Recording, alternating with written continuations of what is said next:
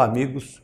Nós do Espiritismo em Palavras Simples, do quadro O Evangelho Comentado, ficamos muito felizes por estarem conosco e gostaríamos que assim o permaneçam, porque aqui nós sempre buscamos falar a respeito dos ensinos de Jesus.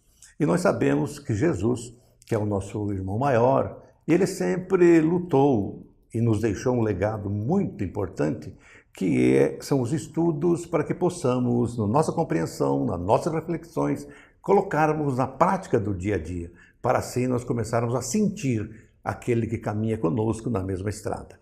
E hoje nós vamos reflexionar a respeito do capítulo 17 do Evangelho segundo o Espiritismo, como já o dissemos, sede perfeitos. Mas hoje nós vamos falar de uma qualidade que é de todos aqueles que buscam e constroem em si mesmo, visando exatamente esse sentido de exteriorizar de si para os demais que caminhamos nessa estrada, que é a virtude. Daniel, na visão do Espiritismo, Daniel, o que seria virtude? São as virtudes, porque são muitas. Sim. Mas a virtude é a conquista das condições morais a que a criatura faz jus a partir da prática do bem. Então, se nós estivermos aqui dissecando, o que seria praticar o bem e em quantas partes ou possibilidades o bem se apresenta, seriam tantas as possibilidades de conquistas de virtudes. Então, virtude são aquisições morais. Se a gente puder conceituar de modo simples, como é o nosso objetivo, o objetivo desse quadro, Espiritismo em Palavras Simples, são as boas conquistas, as conquistas morais. E as pessoas, de maneira geral, sabem o que é uma virtude. Nós não vamos aqui adentrar ao campo filosófico do que representam as virtudes e quais sejam elas. Nós temos métricas, nós temos parâmetros, nós temos um guia seguro que é a nossa consciência, que acende como se fosse um deflagrador quando a gente ultrapassa limites ou fez o que não devia ter feito. Da mesma forma, a gente sabe, e esse deflagrador, ele acende uma luz no sentido de nos indicar que aquela prática foi uma boa prática. Então, são processos que vão se acumulando. E a gente se mira em determinadas criaturas, são chamados benfeitores da espiritualidade, ou para os nossos irmãos católicos, os chamados santos, aquelas pessoas que deixaram um rastro, por assim dizer, luminoso por onde passaram. E, para nós não querer mais repetirmos, o modelo de virtude é Jesus. É lógico que às vezes nós temos dificuldades, Valdecir, de dissecar quantas eram ou quantas são as virtudes de Jesus. Mas a rigor é assim. Quando estamos nas boas práticas, na prática do bem, a gente sente que alguma coisa mexe na nossa intimidade. Se é boa essa mexida, pode ter certeza que o caminho é por aí. Se a gente ficar mal nesse processo, repense, dê um passo para trás e, quem sabe, nivele de novo, calibre de novo o passo para que o passo seguinte seja um passo bem dado. E certeiro, É assim que a gente vai Nós vimos em programa anterior, Daniel, que você bem colocou a respeito do homem de bem. Qual a diferença, se é que tem a diferença, Daniel, a respeito do homem de bem e o homem virtuoso? Os dois estão a caminho, Os dois não estão completos, mas os dois estão no caminho certo. O homem virtuoso, nós poderíamos, quem sabe, qualificá-lo de modo um pouquinho diferente, porque O homem de bem é aquele que está a caminho para conquistas. Ele já se definiu. E o virtuoso, né, se é que ele já atingiu a conquista das virtudes, ele já é a criatura de expressão, ainda que relativa, mas sob o ponto de vista das conquistas, num patamar mais acima. Mas é bom que a gente entenda assim, em palavras simples. O homem de bem é aquele que já pratica, né, certas porções, certas graduações de virtude. Não que as tenha conquistado por completo, né, mas está a caminho. E a criatura virtuosa, que não é para as condições do nosso planeta, e criatura nenhuma aqui no planeta Terra é uma criatura virtuosa nos limites possíveis das suas conquistas, é aquela criatura que é a meta, digamos assim, né? Então, nós todos estamos a caminho da meta, da conquista máxima possível, né? Ainda que relativa, porque a conquista absoluta, a conquista não, a condição absoluta é sempre de Deus, né? Do Criador, da inteligência suprema, né? Mas a gente já tem possibilidade de vislumbrar certas conquistas, mesmo no campo onde nós estamos aqui, no planeta Terra, que é um campo de dificuldades, um campo de cardos, né, de ervas daninhas, onde o solo não é fértil ainda o suficiente, né, para que só nasçam as boas sementes. Será um dia, né, porque a sementeira ela já está sendo lançada, já está sendo feita, o solo já está amanhado, né, com a vinda de Jesus, mas ainda estamos num campo de preparação. Então, é possível certas conquistas no planeta Terra? Sim, do ponto de vista moral, mas não em plenitude. Pelo que a Terra nos oferece hoje, certo, Daniel? Quando eu digo nos oferece, é por nós, sim, que fazemos a sociedade, sim, que pensamos assim e agimos assim. É um campo bom para desenvolver umas virtudes? Sem dúvida nenhuma.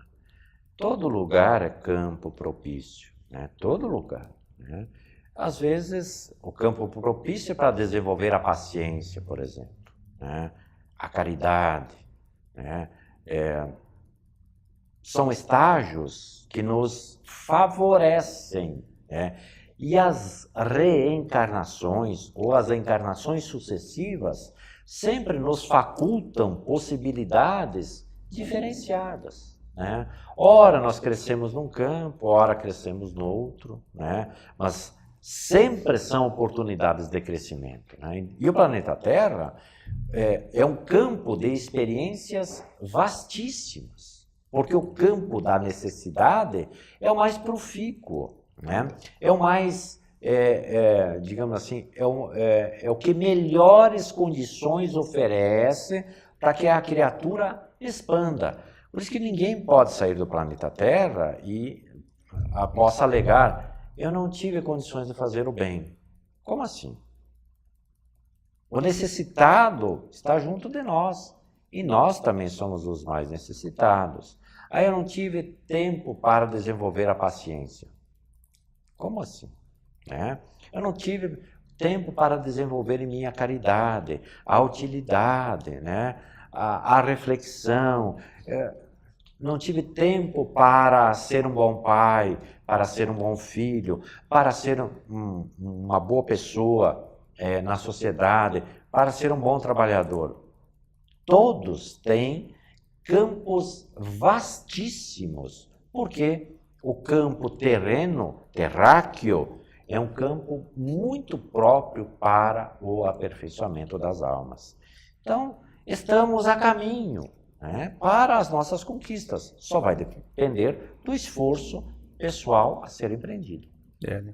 Quer dizer, claro que as virtudes elas não vão assim, desabrochar em nossas almas, claro, sem que possamos dispor, né, de um tempo, de uma experiência, de boas ações. São inúmeras as experiências e a gente não compra isso pronto. A gente não compra isso Temos pronto. Que suar para conquistar, né? Que bom, ótimo. Mas quando falamos de virtudes, Nós temos que nos lembrar sempre que o Evangelho, ele nos oferece muitos ensinamentos para que possamos buscar desses ensinamentos na prática do dia a dia, que nos facilita a sermos virtuosos. Nós gostaríamos de convidá-los para que continuem conosco no Espiritismo em Palavras Simples, que ele volta já já.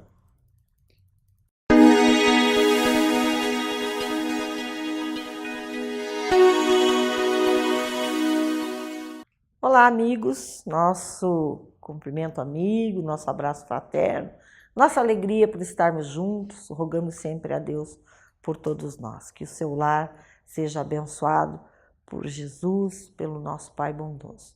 Nós estamos comentando o capítulo 13 do Evangelho de Mateus sobre os convites do Cristo, buscai o reino de Deus. Aliás, uma citação muito interessante.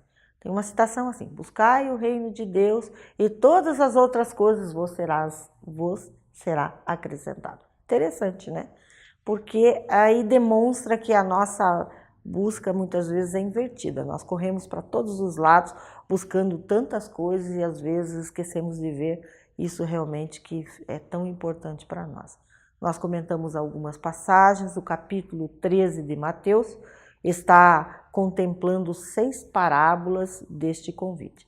E nós deixamos de comentar uma parábola parcial, nós comentaremos ela a fim de compreendermos, que é a parábola do semeador. Mas aí nós vamos buscar o semeador divino primeiramente. O semeador que saiu a semear, lançou as sementes, caiu sobre pedras, sobre espinhos, sobre rochas e finalmente caiu sobre terreno fértil, né? Ele começa trabalhando essa passagem. Nós estamos aqui à nossa maneira, não trazendo ela na sua totalidade. Temos certeza que encontramos aí no nosso irmão a lembrança dessa passagem que é tão comentada por todos nós. Ora, as sementes caíram em pedras, né? E a terra era pouco e elas morreram. Ora, à beira da estrada e os pássaros vieram e levaram. Ora, em meio aos espinhos, os espinheiros sufocaram a semente e ela não prosperou. E ora caiu em terra fértil e ela então se multiplicou, se triplicou. E aí é interessante essa passagem. Aí Mateus começa a trabalhar várias passagens do convite do reino de Deus. E Jesus aí representa para nós, apesar de sermos também semeadores, né, da Boa Nova, do seu Evangelho, semeadores, mesmo que não falemos, que não trabalhemos nas lides religiosas, também somos semeadores no nosso lar, do amor, daquilo que podemos dar, do bem que podemos fazer, das observações das leis divinas que podemos então exemplificar. É a boa semente. Mas é interessante que nós gostaríamos de comentar aqui que se nós percebemos que o semeador divino representa Jesus. Mas as boas sementes que caíram em solo fértil, elas triplicaram.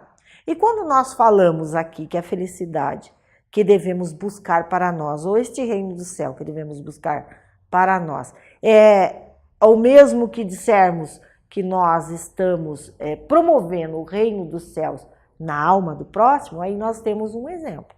Ou então, aquela ideia que nós temos, que às vezes equivocada, porque não deverá ser desta forma, que promover a felicidade do outro é promover a nossa felicidade no sentido equivocado, quando nós fazemos isto deliberadamente como uma troca. Uma troca, eu faço bem porque eu vou ganhar alguma coisa lá no céu. Não, não é uma troca. Nós temos que fazer isso porque isso está na nossa alma. Porque nos faz bem, porque queremos, porque desejamos, porque nos felicitamos em promover o bem. E aí está exarada uma verdade profunda. Quando as sementes caem em solos férteis, elas triplicam, né? Elas duplicam, triplicam. Veja, quando você faz o bem, automaticamente, e quando você planta uma semente que floresce uma grande árvore, frutifica e nasce ali outras tantas sementes, não vai dar apenas uma semente, são muitas sementes, demonstrando aí que realmente o trabalho é buscar fazer o bem ao próximo, fazer o bem faz muito bem. Então, Jesus vai fazendo essas comparações, vai trazendo para nós esse trabalho. E nós comentávamos no nosso quadro anterior sobre efetivamente no dia a dia, no cotidiano, o que nós podemos fazer. E fazíamos um comentário sobre buscarmos todos os dias analisar a nossa conduta, a nossa postura, o nosso pensamento. Não podemos deixar de esquecer também aquilo que está dentro, na nossa intimidade, na casa íntima. Porque muitas vezes a gente está desatento, a gente diz assim, eu penso no mal, mas graças a Deus eu não promovo o mal. Ótimo, já não promovemos o mal. Mas nós temos que ter um entendimento que ele não deve estar também dentro de nós. Que aquele que realmente não é ruim, aquele que já ceifou esse mal dentro de si, ele sequer pensa no mal. Ele pensa no amor, ele pensa no bem. Então, como aquela citação de Jesus, túmulos branqueados por fora e caiados por dentro, podridão. Então, nós também precisamos trabalhar a nossa intimidade. Então, nós precisamos nos questionar se fizemos o bem, se promovemos o bem, se temos alguma coisa ou se alguém tem alguma coisa contra nós. E mais uma questão muito interessante que nós encontramos em O Livro dos Espíritos 919, que quando Allan Kardec pergunta aos espíritos elevados, como é que nessa vida eu posso encontrar ou melhorar nessa vida? E a resposta muito clara dos espíritos bondosos, um sábio da antiguidade, Bolo disse, conhece-te a ti mesmo. Né? E eles estavam falando de Sócrates, que encontrou no pórtico de Delfos essa citação e se tornou, conhece-te a ti mesmo.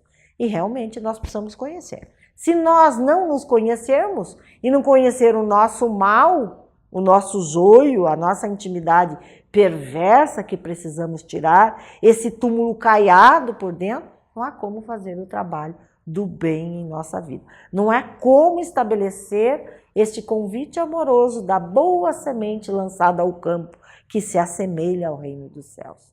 Essa boa semente são as nossas virtudes dentro de nós. Então, nós temos que fazer esse trabalho.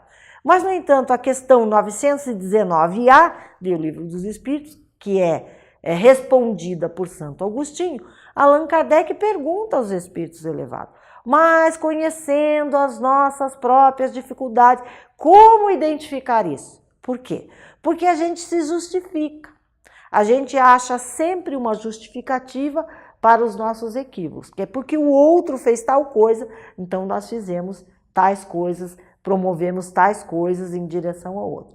Então essa questão é trabalhada com muita clareza. Você deve olhar para você, para tudo aquilo que você fez, está buscando se justificar, mesmo que a sua consciência às vezes está te dizendo, olha, eu acho que não foi bacana o que você fez. Ah, mas é por causa disso ou daquilo. Então os espíritos dizem, Santo Agostinho mais especificamente, faça o que eu fiz na Terra, além de analisar tudo isso. Quando eu não tenho certeza se estou promovendo mal, eu vejo no outro fazendo aquilo que eu estou fazendo.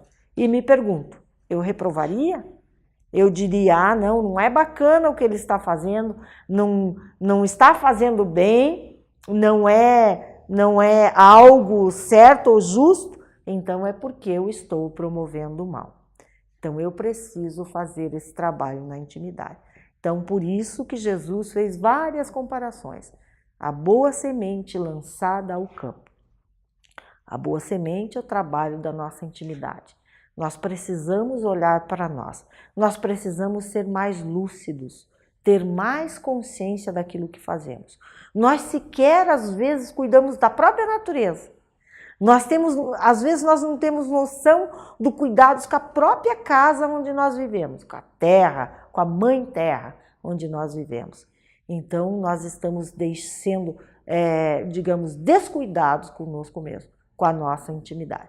Então, buscamos trabalhar essas condições, tudo isso que nós deveremos refletir sobre as nossas ações perante nós, perante a sociedade, perante a nossa família. Continuemos assistindo o Espiritismo em Palavras Simples, a nossa gratidão pela sua audiência, por estar conosco. Deus os abençoe.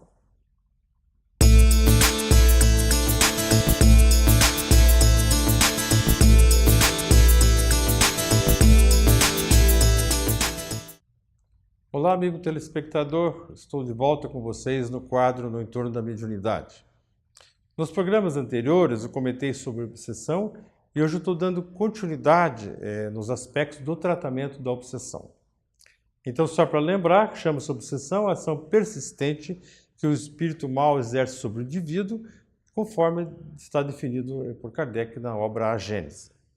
Também são três, a natureza da obsessão, de três naturezas. A simples, a obsessão por fascinação e a por subjugação. Comentei já anteriormente que são múltiplas as causas, entre elas o desejo de vingança, é o que dá mais sofrimento muitas vezes a quem está obsediado e também causa sofrimento ao obsessor. Falei também que o tratamento depende da natureza da causa da obsessão e assim como o obsedado sabe o que ele sabe, como ele vê o assunto. Então, comentei que há dois grupos, um grupo das pessoas que acreditam na sobrevivência da alma e na comunicação dos espíritos e um outro grupo, daquelas que podem até acreditar, mas não acreditam na interferência, daquelas que não acreditam e daquelas que estão esperando provas, os agnósticos, da existência dos espíritos. Então, tem um grupo dos que acreditam e aceitam a comunicação e os que não aceitam a comunicação pode até acreditar, entre eles, na existência da alma. Já, se o doente não acredita na sobrevivência da alma, ele tem dificuldade de entender o processo de tratamento, porque como é que alguém pode estar interferindo? Então, essas questões a gente tem que pensar como ajudar alguém que está num processo desse. Em ambas as situações, é sempre importante lembrar que os familiares precisam se envolver no processo de tratamento, pois às vezes o obsedado é apenas uma ponte para um determinado espírito alcançar o seu objetivo. Ele não é o foco, ele é a ponte. Por exemplo, se a pessoa do foco da obsessão não é vulnerável à influência espiritual dessa entidade inferior, ele pode atingir essa pessoa através de um ente querido mais frágil. E ele acaba conseguindo o seu intento. O que fazer, então, para o caso da obsessão simples? Em qualquer situação, a obsessão é importante a recomendação para que a pessoa procure tomar passes de forma regular, por um longo período. O que o passe faz? O passe traz uma energização positiva, fortalece e anula, fortalece o indivíduo e anula os efeitos negativos da vibração, da influência negativa do obsessor num período, que ajuda o indivíduo a se recompor. Então, esse processo de tomar os passes regularmente num bom lugar, num lugar recomendado, ajuda o indivíduo a ter um gás a mais, uma recuperação a mais. Se a pessoa já tem conhecimento de que está sob a influência espiritual, é importante, então, explicar qual é a mecânica da obsessão. Como é que se dá isso? Pelo fato de ele... E mostrar para ele que só se dá porque o indivíduo possui algum grau de mediunidade, que permite essa influência de forma, às vezes, mais intensa. Nós estamos falando da obsessão simples, aquela é mais tranquila, que não é, na verdade, não é nada tranquilo. As recomendações são de melhor eficácia quando são dadas através do serviço de atendimento fraterno. Porque, muitas vezes, nós nos aventuramos a dar conselhos, a dizer isso, daquilo, a não ouvir história, o indivíduo começa a falar, a gente interrompe. O pessoal do atendimento fraterno, das casas espíritas, dos centros espíritas, eles são preparados para ouvir, aprende a ouvir, já tem larga experiência em participar de vários casos e terão condições melhor de interpretar, de entender, até de fazer um breve diagnóstico, se for o caso, se é um processo de obsessão ou não, se tem outra coisa, e recomendar o encaminhamento dele para o tratamento adequado. Então, sempre o caminho de entrada é nas equipes de atendimento fraterno. Porque os conselhos que muitas vezes nós damos com a máxima boa vontade, às vezes não têm utilidade, às vezes acabam criando confusão. Faça isso, faça aquilo. É que nem dar uma de médico, tome isso, tome aquilo, tome esse remedinho aqui, que pode criar uma confusão para alguém que está com processo de doença. Nós estamos falando de como tratar a obsessão simples. Então, para lembrar, o que é a obsessão simples? É definida como ação pertinaz de uma entidade com o propósito de incomodar, de perturbar de forma contumaz o indivíduo, deixando na obsessão simples evidente a sua intenção. Eu estou aqui para te perturbar, mais ou menos assim. Né? Ora, se está evidente a intenção, né, que tem de fazer, que o indivíduo tem, que ele quer fazer, a intenção do espírito, o que é que nós temos que fazer? Tomar uma atitude para que ele não consiga interferir, para que ele não consiga o seu intento, que essa influência perca a força. Né? Nós sabemos, já conversamos outras vezes, e o telespectador talvez saiba também, de que a influência espiritual, essas coisas, essa ação, se dá por um processo de sintonia estabelecido entre o espírito e a pessoa que é o médium. Mesmo que ela não saiba o que é, né, para que a influência funcione, ela tem que ter um grau de mediunidade. Então, isso se dá por um processo de sintonia. Essa sintonia acontece quando ambos estão numa mesma frequência vibratória comum que favorece a conexão. Se você tiver em frequência bem diferente, não tem conexão. Então tem uma frequência comum que estabelece uma faixa ali, essa conexão. Se o agente influenciado, ou obsediado, ou obsedado, muda o padrão vibratório, o agente influenciador ou obsessor, ele perde força e deixa de influenciar, às vezes deixa até de atuar nesse campo. Eu pergunto a você, querido amigo telespectador, qual é o nível de quem quer perturbar? Já pensou sobre isso? Não pode ser de um espírito protetor, de uma entidade superior. Quem quer perturbar, quer incomodar, quer atrapalhar o caminho, é um indivíduo mal intencionado, um indivíduo que tem problemas, né? É um indivíduo perturbado, uma entidade inferior. Então, ora, se esse indivíduo está nos sintonizando conosco e nos influenciando, alguma coisa está errada com o nosso campo vibracional. Então, nós precisamos mudar o nosso campo de sintonia, elevá-lo para que essa entidade de um padrão mais inferior não consiga o seu intento. Então, existe aqui um processo, um compromisso de mudança de comportamento.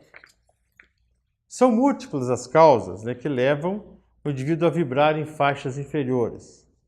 Como sair dessa faixa, então, inferior de sintonia? Né? Como é que você cria uma faixa?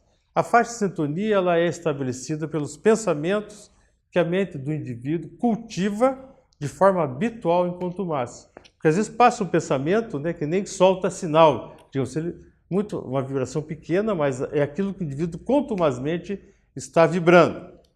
Por exemplo, o virtuoso estará em sintonia frequente com os planos espirituais superiores, mais elevados. Aquele que não pratica virtude, não tem esse hábito, de um modo geral, vai estar mantendo frequências inferiores. Então, assim, a primeira medida é sempre sair da faixa de frequência inferior. A prática do bem faz com que o ser, enquanto ocupado nessa tarefa, cultive pensamentos mais elevados, desenvolva sentimentos de fraternidade e compaixão, exercita caridade e humildade. Então vejam que é um compromisso. Muitas vezes a solução da obsessão simples está nesse comportamento, pois o obsessor acaba cansando de ver que o indivíduo, a sua vítima, melhorou, mudou, ele desiste porque ele não consegue mais alcançar e parte para outra. Lembremos-nos de vigiar e orar permanentemente. Recomendo aos amigos que fiquem ligados no programa todas as semanas, porque essa é sempre uma escolha saudável para o seu precioso tempo. Tchau.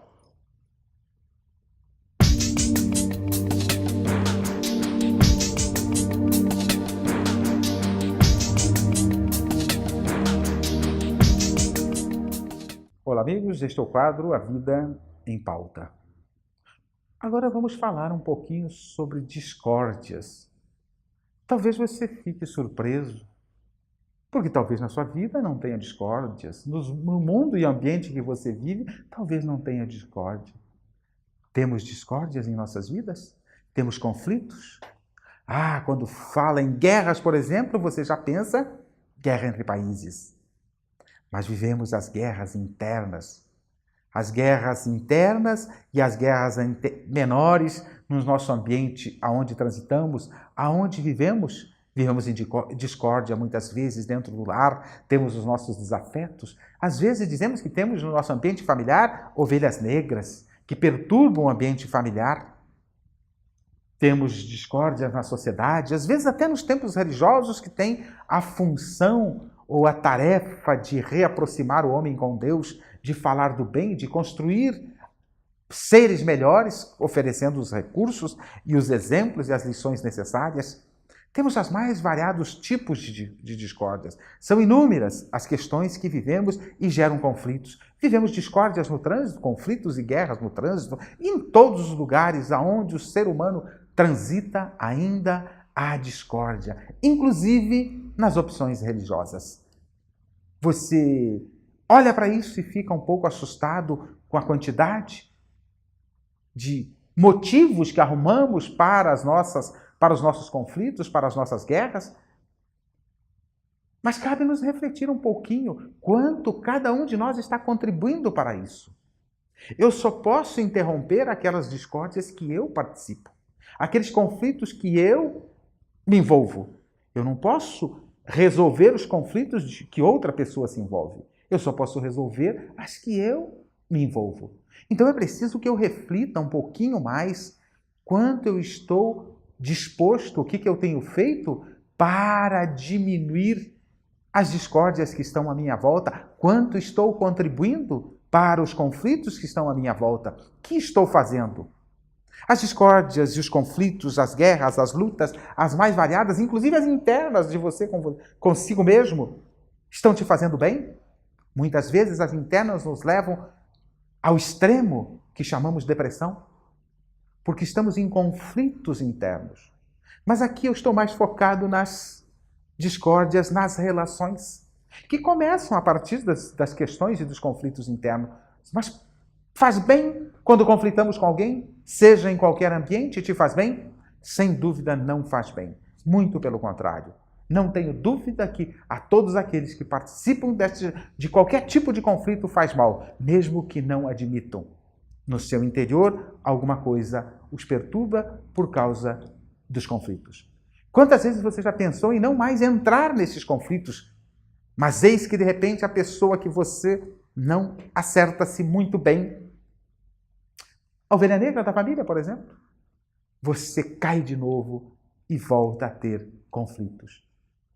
Se lembrarmos as lições trazidas em alguns momentos por Chico Xavier, se você assistiu o filme Nosso Lar, você vai encontrar lá um momento desses, quando você estiver disposto a discutir, a entravar conflitos, a entrar em conflitos com alguém, principalmente os conflitos, neste caso, para os conflitos verbais, enche a sua boca de água e não engole, até passar a vontade de conflitar. Por certo, quando passar a vontade de conflitar, você engole ou joga fora a água, porque com a boca cheia d'água não dá para falar. E aí nós vamos criando o hábito de evitar os conflitos. O que está faltando para suprimir nas nossas vidas estes conflitos? O que falta?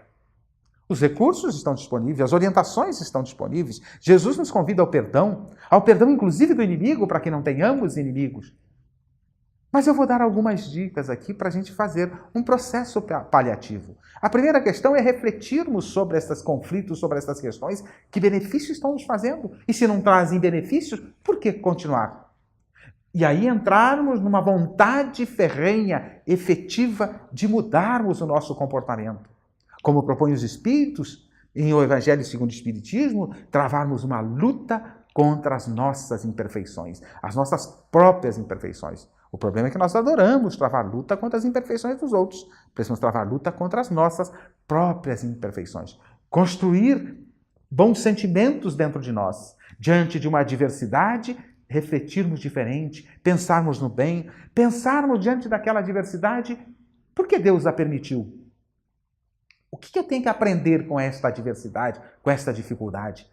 Porque não há nenhum outro motivo de todas as ocorrências que presenciamos e que vivemos, das experiências, que não seja para o nosso crescimento, para o nosso progresso. Por isso Deus o permite, de uma forma ou de outra, para que progredimos, para que venhamos a estabelecer em nosso íntimo um progresso. Então, diante das adversidades, das questões que nos incomodam, que nos levariam a um conflito, perguntar o que eu tenho que aprender com esta experiência. Primeiramente, talvez paciência, tolerância, compreensão, respeito as diferentes formas de pensamento das pessoas que estão à nossa volta, não olharmos os vícios, conflitos dos outros, a não ser para que nós não os pratiquemos. Não no sentido crítico, mas no sentido para que nós não o pratiquemos. Apenas para isso, para que a gente não faça as mesmas coisas, se achamos ruim nos outros, equivocado nos outros, perturbador nos outros, que olhemos para nós,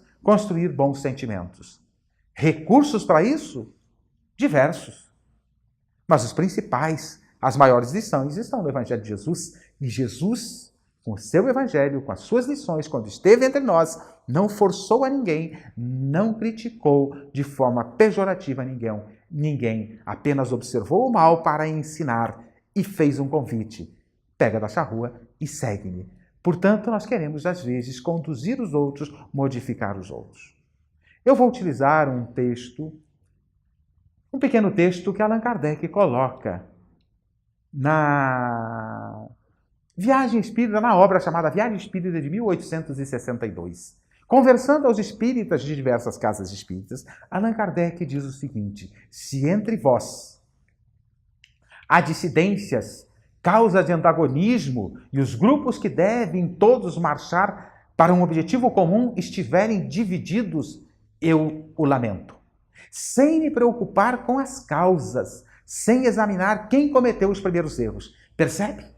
Já aqui uma grande lição que nos dá o codificador da doutrina dos espíritos. Se há motivos de discórdias, de desavenças, não está ele preocupado com as causas, quem deu a razão, quem deu o primeiro passo.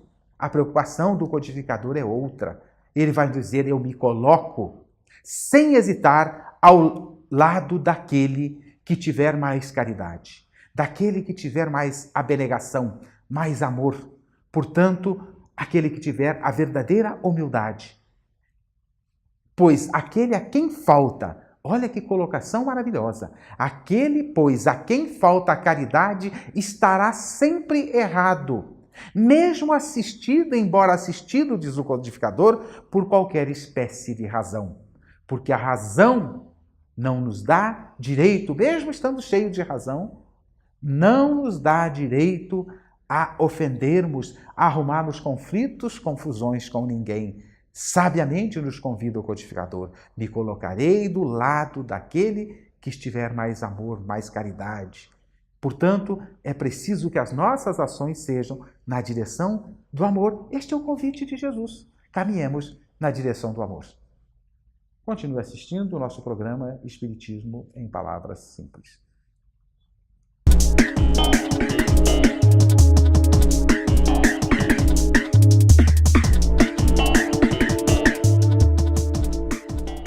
Olá, bem-vindo ao quadro Espírito Jovem. Estamos abordando, e aí no conjunto de considerações, refletindo sobre nossos hábitos, principalmente os hábitos egoístas. Aqueles hábitos que levam a gente a decidir e agir, levando em conta somente o nosso bem-estar e não do bem-estar das pessoas que nos rodeiam, dos demais, do outro. E nós pedimos permissão aos amigos para lermos algumas frases considerando 3 aspectos.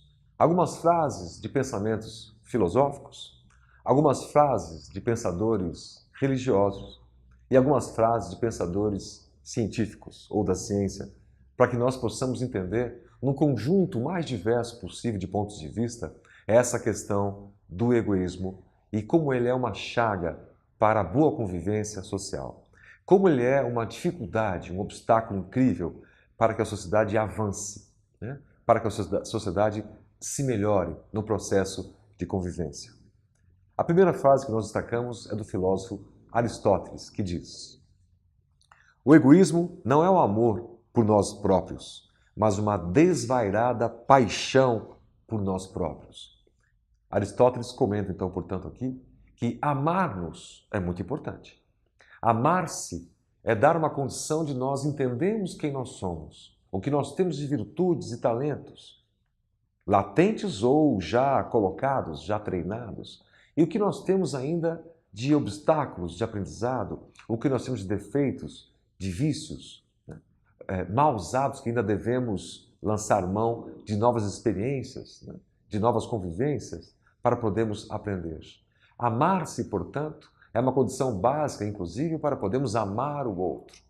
Mas Aristóteles faz uma diferença aqui entre amar-se e ter uma desvairada paixão por si próprio. A paixão por si próprio faz com que você não veja, por exemplo, a falta de qualidades que você eventualmente tenha nesta ou naquela seara. A desvairada paixão por si mesmo são daquelas pessoas que são donas do saber, que têm respostas para tudo, que dizem, ao dar conselhos às outras pessoas, fazei como eu fazia, fazei como eu faço, porque eu tenho as soluções, eu faço assim. São aquelas pessoas que até por carência falam muito de si mesmos. Você eventualmente diz alguma coisa que está acontecendo com a sua vida e na hora a pessoa começa a falar de si própria, dando uma longa história para que você tente aprender com a história dela. Não, ela não está interessada na sua dor. Ela está mais preocupada e ocupada em contar a sua própria história. Não está te ouvindo direito. É muito comum as pessoas falarem assim, olha, eu estou tão cansado. E o outro, ao invés de dizer assim, nossa, está cansado, por quê? Tem trabalhado demais, etc. Não, o outro fala assim, eu também. Nossa, estou tão triste essa semana. E o outro, ao invés de dizer, estás triste por quê, meu amigo? A vida está por aí, plena e bela. O que lhe acontece que eventualmente nós podemos te ajudar? Não, não é essa a resposta que o outro diz. Quando falamos, estamos tão tristes essa semana, o outro diz, nossa, eu também. A pessoa olhando para si própria, não ouvindo o clamor de pessoas que nos rodeiam, que eventualmente estão ali veladamente pedindo ajuda, veladamente pedindo algum tipo de luz, alguma boa notícia, uma boa nova, o Evangelho, para que ela possa se sentir melhor, mais confiante, mais plena e assim seguir adiante. Na Idade Média, um outro pensador chamado Thomas Hobbes tinha uma ideia muito negativa do ser humano, dizendo que o ser humano é mau por instinto, por nascença, e que nós precisávamos de um conjunto incrível, imenso de regras, do Estado, de leis, que pudessem aparar o nosso processo de convivência. Na obra O Leviatã, ele comenta essas questões que são muito estudadas pela sociologia. E Hobbes até afirmava que quando nós temos algum gesto, entre aspas, mais nobre, no caminho do outro, no caminho mais altruísta, dizia ele que mesmo assim era um egoísmo disfarçado. Alguém que faz o bem exatamente para melhorar a sua imagem perante a sociedade. Não seria o altruísmo verdadeiro ou a caridade verdadeira que nós encontramos nas grandes almas, nas grandes biografias. Grandes homens e mulheres que passaram pela humanidade e deixaram este exemplo, amando o outro, amando muito os outros, sem com isso querer algum tipo de mérito para si, com uma humildade extrema e plena. A frase de um prêmio Nobel de Literatura, já falecido, o escritor José Saramago, a este ponto, permissão para nós lermos. O egoísmo pessoal, o comodismo, a falta de generosidade, as pequenas covardias do cotidiano, tudo isso contribui para essa perniciosa forma de cegueira mental, que consiste em estar no mundo e não ver o mundo, ou só ver dele o que em cada momento for suscetível de servir aos nossos interesses. Mesmo sendo ateu, Saramago aqui tem um ponto de vista filosófico muito interessante, dizendo ele que não importa se você é desta ou daquela religião, ou se é religioso ou não. A questão é estar no mundo, vendo as necessidades do mundo, a necessidade do outro. Este é um caminho altruísta, é um caminho que pode gerar o equilíbrio social, e não tirar do mundo só o que é para nosso proveito próprio, sem se importar com as durezas, com os rompantes que isso pode gerar na vida alheia. É aquele que acumula riqueza extrema para si, em detrimento de uma pobreza extrema à sua volta. É aquele que quer das oportunidades todas para si e sua família e deixa os outros com poucas ou nenhuma oportunidade em sua volta. Este é um movimento, o movimento da falta de generosidade, como diz aqui o escritor Saramago. Vamos adiante, lembrando um outro pensador que foi Prêmio Nobel de Economia, Martin Friedman, que diz que o modelo que nós vivemos, o modelo capitalista, ele é o seguinte: os empresários visam o lucro tão somente.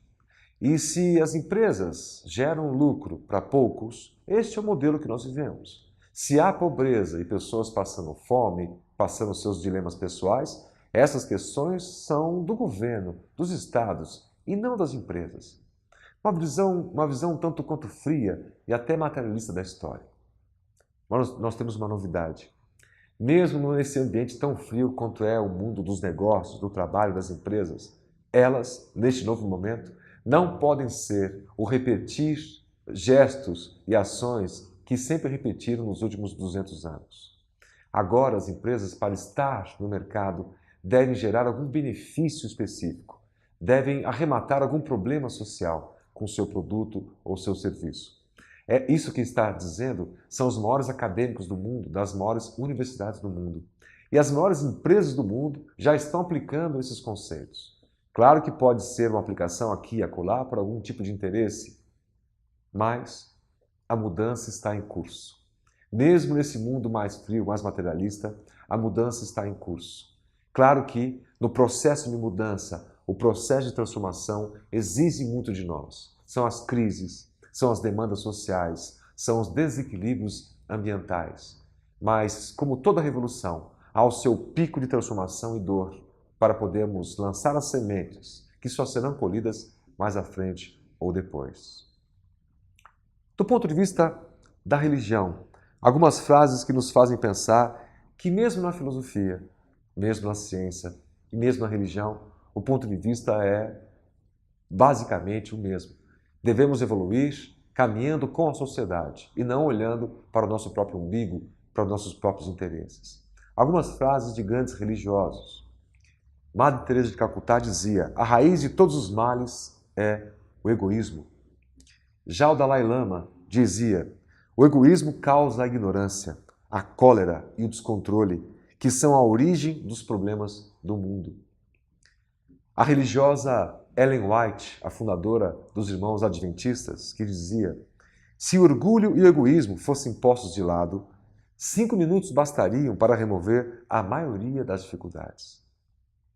Frase de Satya Sai Baba, o guru indiano: o amor não age com interesses, o egoísmo é falta de amor. O amor vive de dar e perdoar, o egoísmo vive de tornar a esquecer. Frase do nosso irmão católico Papa Francisco, que diz: a identidade cristã é o serviço e não o egoísmo. Então nós temos pensadores da história filosófica, pensadores ateus, pensadores religiosos. E o que há de comum entre todos eles, mesmo diante de boa parte de novos cientistas, que dizem que nosso gene é egoísta, nós devemos moldar nosso comportamento para o altruísmo, pois é o único caminho de uma vida no mundo equilibrada e plena. Diante de qualquer tipo de argumento que nós tenhamos, religioso ou não, a solução única e possível é amar o outro, amando o outro sempre e cada vez mais.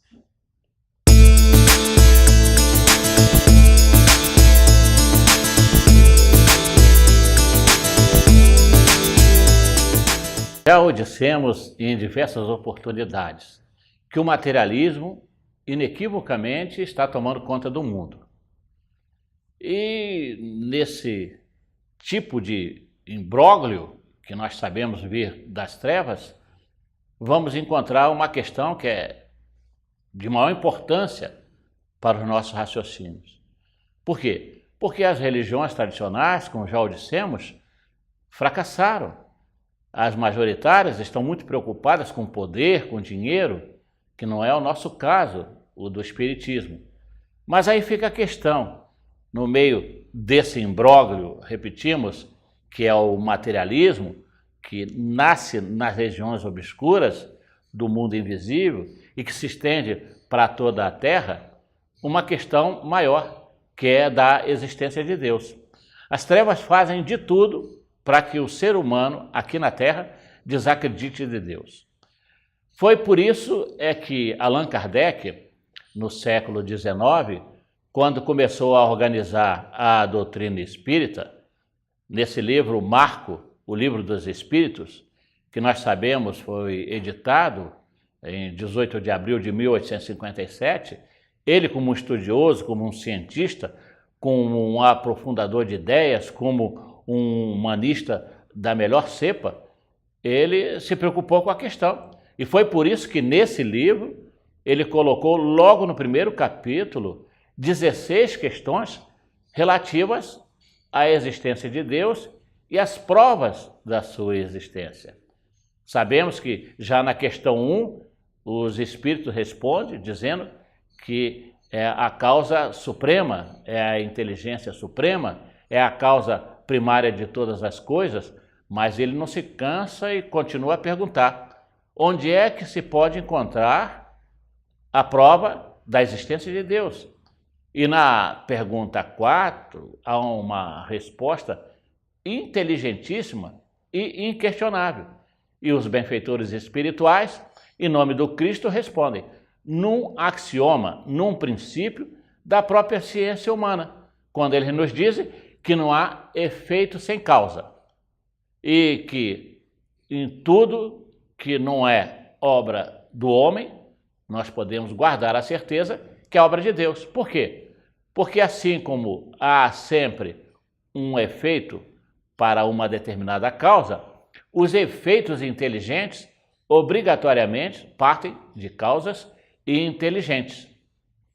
Eu me lembro já há alguns anos, quando eu estava na ativa, junto a um centro de ensino superior público, lá na capital do país, que surgiu uma discussão muito empolgante em torno da existência ou não da vida no planeta Marte. Essa discussão se estendeu até os nossos dias. Nós vemos toda a mídia, mais uma vez, empolgada com a questão. E eu me lembro que um professor de física renomado nesse centro acadêmico, pós-doutor na Alemanha, ele dizia que se encontrasse um alfinete, um clipes, uma moeda em Marte, de qualquer tamanho, isso provaria a existência de Deus. Por quê? Porque o acaso não tem capacidade de gerar um alfinete, de produzir um clipes, ainda que seja enferrujado, muito menos moeda. Então, qualquer coisa dessa natureza fica provada a existência da vida lá. Ora, isso está manifesto que o acaso não pode, de forma alguma, ser responsável pela criação do universo, pela criação da vida, porque não tem sentido absolutamente nenhum. É a própria ciência e os cientistas que provam isso. Nós damos um exemplo de que o acaso não é possível de coisa alguma, a não ser de fatos eventuais.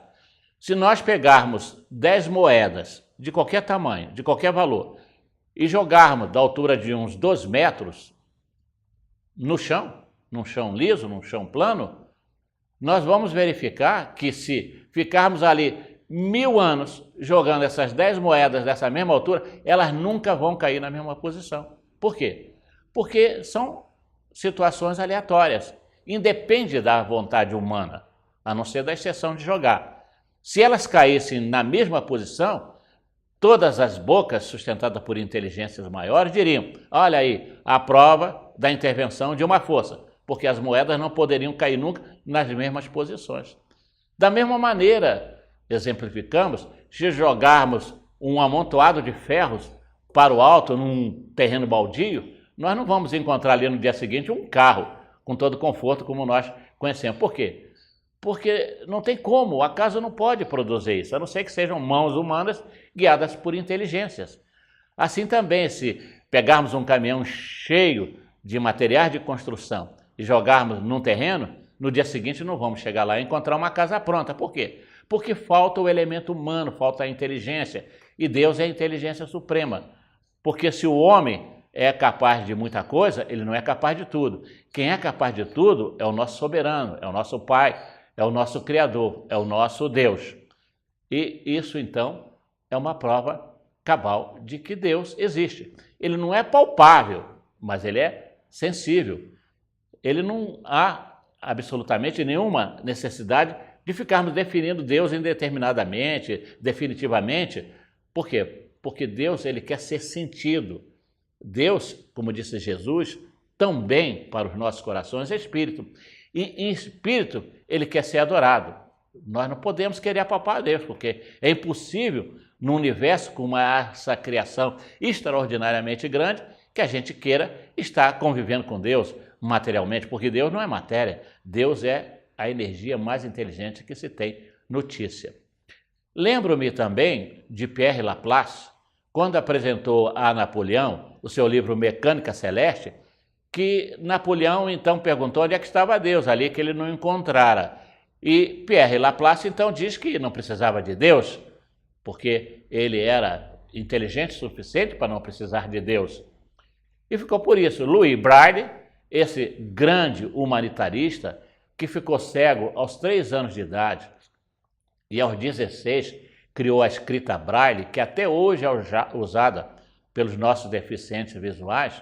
Sabendo dessa história de Laplace, quando houve uma exposição lá no Observatório de Paris, ele pediu para criar, mas foi criado em nome dele, uma geringonça que, se acionando uma manivela, fazia com que aqueles pequenos bólidos de ferro se movimentassem, imitando, ainda que precariamente, o movimento do sistema solar. E ele ali ficou, porque ele sabia que Laplace iria lá visitar aquela exposição. E quando Laplace chegou, ele se acercou, e a pedido, foi orientado, foi levado, e perguntou a Laplace: o que o senhor acha? Ele falou: que maravilha, só uma inteligência muito grande pode ter feito isso. E Braille espertamente disse: não, isso aí surgiu, é o acaso, foi o acaso que criou essa engenhoca. E Laplace diz: é impossível, porque uma engenhoca dessa não pode ser produzida pelo acaso, que não tem capacidade inteligente de produzir uma engenhoca dessa. Aí, então, Braille sai-se inteligentemente dizendo: ora, se o senhor não acredita que uma engenhoca dessa possa ter sido criada pelo acaso, como é que o senhor, então, acredita que o universo, que é algo de extraordinariamente grande e organizado, pode ser criado pelo acaso? E dizem que Laplace saiu dali pensando seriamente nessa questão e que já no final da vida estaria convertido à ideia de Deus graças a essa ação extraordinária de Louis Braille.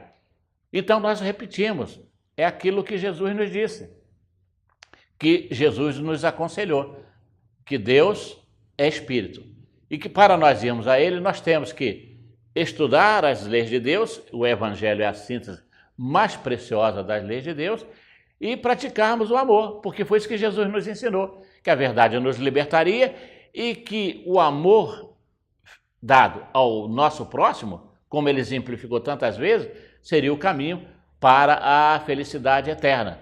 Ou seja, nós temos que estudar Deus, a criação, a imortalidade da alma, as muitas moradas da casa de nosso Pai, a comunicação com os mortos, a reencarnação, a lei de evolução, as leis naturais e, associada a isso, praticar o bem em favor da viúva desamparada, do velho jogado nos corredores de hospitais, a criança órfã, a mãe solteira, o doente instalado no hospital que espera uma palavra de esperança, o drogado, a prostituta, e assim vai.